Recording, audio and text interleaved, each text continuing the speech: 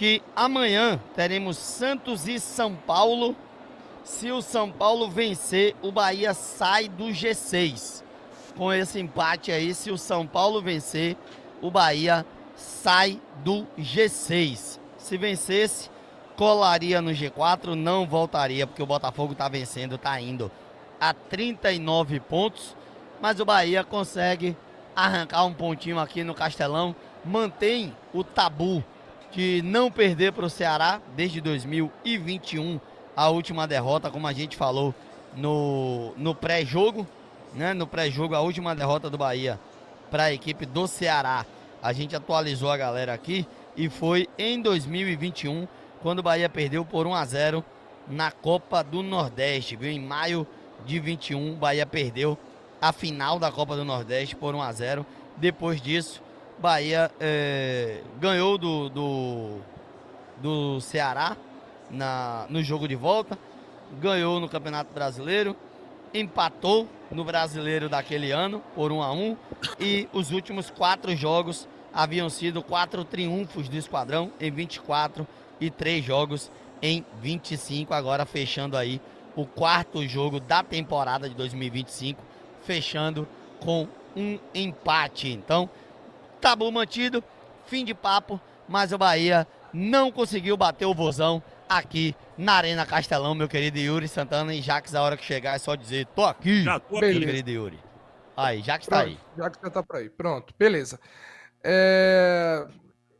No fim das contas, Marinho, eu acho que é um resultado justo, tá? Porque assim, Bahia teve chances de vencer, belíssima partida do goleiro Bruno, apareceu em alguns momentos, na cabeçada do Sanabria, espetacular a defesa dele, no primeiro tempo também no William José, apareceu muito bem no jogo, Bahia melhorou muito no segundo tempo, com as mudanças e com a melhora também, né? O Everton Ribeiro conseguiu jogar muito mais no segundo tempo, até porque tinha sido muito mal no primeiro tempo. Eu até falei da substituição do Everton Ribeiro. O Jean Lucas entrou mais no jogo também, né? Começou a participar mais do jogo. O Sanabria.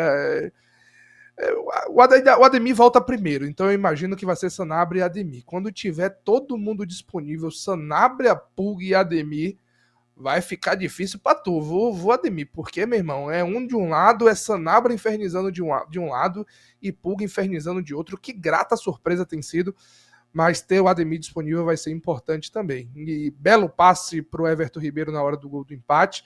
Bahia, que se tivesse jogado o que jogou no segundo tempo toda a partida, teria vencido a partida de hoje. E no finalzinho, esse vacilo, né? O Arias já apresentava sinais de cansaço desde os 20 do segundo tempo e eu vinha falando. Ele e o Gabriel Xavier, você mesmo falou, mano. Tava ali aquele negócio de não tá cheirando bem esse lance, não tá cheirando bem esse lance. Até que o Gabriel comete um erro quase que crucial. Um erro besta que não pode ser cometido naquela zona do campo por um zagueiro de um time que briga pelo G4 da competição. Errou. Sorte que o Vina tentou o mais difícil, porque eu acho que se ele chapa no outro canto, no canto direito, ele faz o gol. Tentou chutar no canto do Ronaldo. O Ronaldo faz uma grande defesa e garante o empate na Arena Castelão. Um pontinho, 4ª partida entre as equipes no ano. Bahia venceu 3 e empatou essa aí. 1-1 na Arena Castelão. Bahia, como você mesmo falou, Marinho, o Bahia, 6º colocado. Se o São Paulo vencer amanhã a equipe do Santos no clássico, que o São Paulo vai poupar sua equipe, ultrapassa o Bahia e entra no G6. O Bahia pula para a 7ª colocação. Tudo bem que o São Paulo, depois do jogo de amanhã, vai continuar tendo 2 jogos a mais que a equipe do Bahia. Botafogo venceu, tem um jogo a mais do que o Bahia e 39 pontos, ou seja, se o Bahia vencer o jogo do meio de semana contra a equipe do Vasco, ultrapassa o Botafogo, mas para voltar ao G4 vai ter que torcer amanhã para um tropeço da equipe do Mirassol, que não pode vencer o Juventude amanhã. Se empatar ou perder, o Bahia venceu o Vasco, o Bahia retorna ao G4 do Campeonato Brasileiro e aí iguala o número de jogos, né? Botafogo 23, Mirassol 23, Bahia depois de quarta-feira vai ter também 23 jogos, então partida importante e de novo fora de casa contra o Vasco da Gama, mais uma partida que o Bahia vai precisar vencer. De novo, fora de casa a gente tem visto como essa equipe tem se comportado. Se for o Bahia do segundo tempo, a gente até acredita que o resultado pode ser melhor. O Bahia do primeiro tempo e dos jogos fora de casa, aí já fica um pouco mais complicado acreditar que o Bahia vai conseguir vencer o Vasco lá no São Januário. O Bahia que tem tido dificuldades, né, de jogar fora de casa. Com o empate de hoje, o Bahia segue na sequência, né? Nos últimos 1, 2, 3, 4, 5, 6, 7, 8, 9 com hoje. Nos últimos 9 jogos como visitante, o Bahia venceu apenas o Confiança, aquele jogo do Campeonato do Nordeste, e a equipe do Corinthians. Então, 9 jogos e apenas 2 triunfos da equipe do Bahia como visitante nessa sequência. Bahia 1, Ceará 1. Ou melhor, Ceará 1, Bahia 1, já que foi na casa do Ceará. Meu querido Antônio Jacques, o que você tem para destacar sobre esse empate do Bahia na Arena Castelão? Um jogo muito interessante de assistir, né, Yuri? Principalmente ali no segundo tempo. Eu acho que o time do Bahia errou muito na defesa nesse jogo, né? Principalmente na saída de bola, estava um pouco assustador de ver. E o Ceará claramente armado para jogada de velocidade, né? Foram assim as melhores oportunidades que teve. E quando o time do Bahia foi ficando mais cansado, foi chamando mais o Ceará para cima, né? E como você disse, no segundo tempo, ali no início do segundo tempo, o Bahia controlou o jogo, tinha mais oportunidades, perdeu o Everton provavelmente por cansaço. E aí, para mim, o time meio que descarrilou de vez, né? Ficou ali o jogo ficou igual de novo. Quando a gente perde o Everton ali, acho que por cansaço, ele sai do jogo. O Bahia não conseguiu mais criar nada, não conseguiu fazer mais nada de muito perigoso. É um jogo, para mim, foi um jogo para mim legal de assistir, como eu disse, mas eu achei que faltou um pouco mais de atitude do Bahia em alguns momentos. Claro, em outros momentos o time foi para cima e o Bruno fez uma grande partida, fez defesas importantes, né? Mas, como o Marinho falou, do jeito que o Bahia errou na saída de bola, no jeito que o Bahia entregou a bola ali no último minuto pro jogador, pro Vina, né? Sair com empate, cara, acabou ficando no lucro, né? Porque nos últimos minutos, como você bem falou aí, Yuri, a defesa cansou, o Ceará com jogadores novos no ataque, a gente escapou ali de perder esse jogo no finalzinho. Eu acho que uma coisa que eu falo, que eu sei que vão tacar a pedra em mim, mas eu queria falar já há algum tempo, que os jogadores que estão fora estão fazendo falta. Não estou dizendo que é o único motivo para essa queda de rendimento do Bahia nos últimos jogos, mas essas ausências Mas pesam isso aí não é muito. tacar pedra não, já, que são quase 10 desfalques, pô. Isso é claro, pô. Não, mas isso é assim, claro. Mário, Eu entendo que a ausência de Pulga, de Ademir, de Canu, de Eric é outra coisa, pô. Eu vi uma postagem, me permita, Jax, eu vi uma postagem no Twitter, não lembro se de Douglas Verley, não lembro de quem foi, e que eu concordo, tipo, enquanto o Cruzeiro olhou pro banco, tinha Gabigol, tinha os outros dois que botou, Sinesterra, sei lá como é o nome, Arroio. Rogério olhava pro banco e chorava, pô. Dizia, pô, eu vou botar quem aí, irmão? Tá ligado? Tipo, não é querendo isentar Rogério, não, mas o DM do Bahia prejudica literalmente esse time do Bahia aí. Hoje mal a gente tem 11 pra jogar. Exatamente. Você vê que o Sanabria cansou, não conseguia mais entregar o que estava entregando. Para mim, o melhor em campo de longe, nem precisa perguntar depois. Melhor em campo de longe.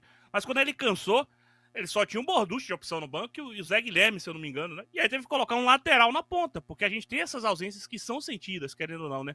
O Pulga e o Ademir. O Pulga e o Ademir são ausências muito sentidas. Em jogos como o de hoje, seria importante a gente ter esses jogadores.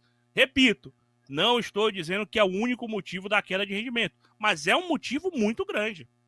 E eu acho que às vezes a galera fecha os olhos para isso e acha que é besteira. E não é, gente. Não é. Vocês vão me desculpar, mas eu não acho. Né? Claro, agora a coisa agora já não depende mais da gente, né? O Bahia tá aí atrás do... Já continua ali atrás continua ali na sexta posição, né? Perdão. E o São Paulo amanhã tem a oportunidade de ultrapassar também. Mas é isso. Eu acho que desse jogo de hoje especificamente, faltou um pouco mais de vontade ali no último terço, um pouco mais de agressividade em alguns momentos. E a defesa, por muito, muito pouco, Marinho e Yuri não entregaram aí 2 pontos de graça para o Ceará. Mais 2 pontos de graça para o Ceará. O que eu acho, Jacques, assim, eu concordo mesmo que os desfalques têm feito diferença. Eu até falei há pouco, né? Quando o Ademir estiver disponível, eu imagino que contra o Palmeiras o Ademir vai estar disponível. Não deve jogar na quarta-feira ainda contra a equipe do Vasco, mas no próximo domingo, na Arena Fonte Nova, contra o Palmeiras, aí sim a gente deve ter o Ademir. E o Caio Alexandre também. Se não for na quarta-feira, o Caio Alexandre deve estar disponível no domingo para a partida contra o Palmeiras, e é outro retorno importante.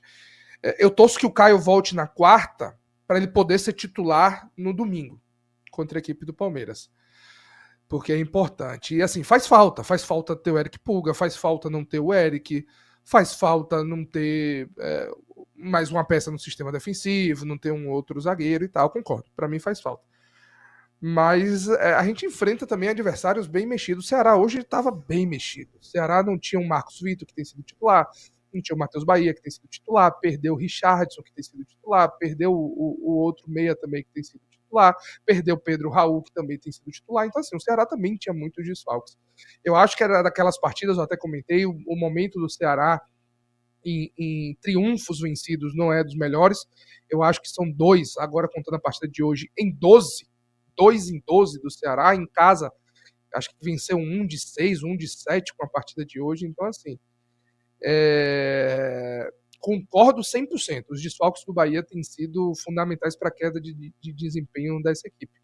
Mas não pode ser o único argumento, porque a gente pega adversários também desfalcados, e hoje, para mim, o Ceará também estava muito mexido, muito desfalcado na partida de hoje.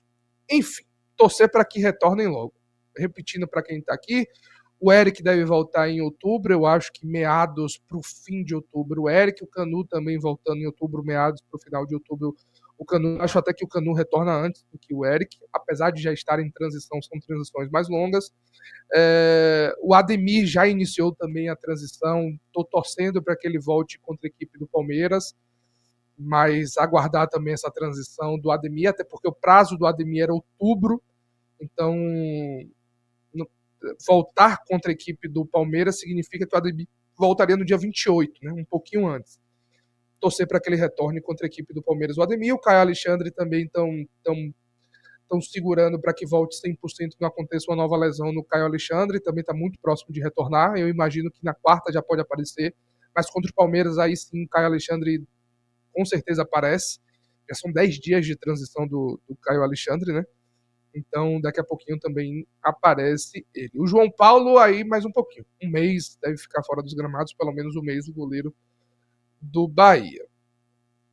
Acho que todo mundo, né? Acho que eu falei todo mundo. Enfim.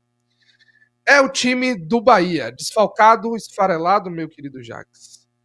E que daqui a pouquinho tem jogadores à disposição. Com desfalque ou sem desfalques, a partida de quarta-feira contra o Vasco vira uma partida fundamental. Até para o próprio Vasco, que ainda joga na rodada, né? Tem um jogo dificílimo contra o Flamengo, clássico amanhã no Rio de Janeiro, 17h30. Perder a partida pode significar ainda mais pressão para a partida de quarta-feira, tanto para o lado do Vasco quanto do Bahia, que a torcida já está naquela queda de desempenho. Beleza, Yuri. Todo mundo elogiando o Sanabria aqui, gente. Só vou conversar com você do chat uma coisa que eu percebi. Né? O Sanabria ele é muito diferente. Ele tem um nível muito alto e ele vai dar uma dor de cabeça boa pro Rogério Ceni quando o Pulga estiver disponível e quando o Ademir estiver disponível. Eu, inclusive, acho que vai jogar ele e Pulga, tá? O Rogério vai dar um jeito de colocar os dois para jogar pelo nível dos dois. Agora, cara, eu acho que o Sanabria pode ser menos tímido às vezes, pô. Pode partir mais para cima, né? Eu vou ter que usar um lá ele aqui, mas pode ir para dentro.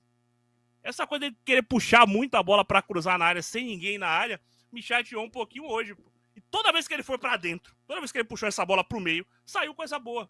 É um jogador que vai dar muito, muito, muito certo, cara. Eu tenho muita confiança nele. Eu acho que é um jogador que tem um drible curto muito bom, que é muito inteligente, né, cara? Você vê que ele não se cansa à toa, não se desgasta à toa.